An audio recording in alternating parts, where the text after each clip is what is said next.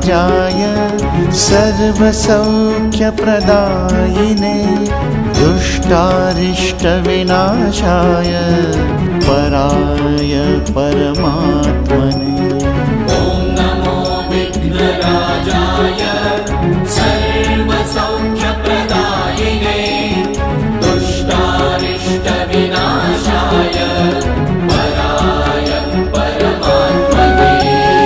लम्बोदरं महावीरं नागायाज्ञोपशोभिताम् अर्धचन्द्रधर्मदेवं विघ्नव्यूहविनाशनम्।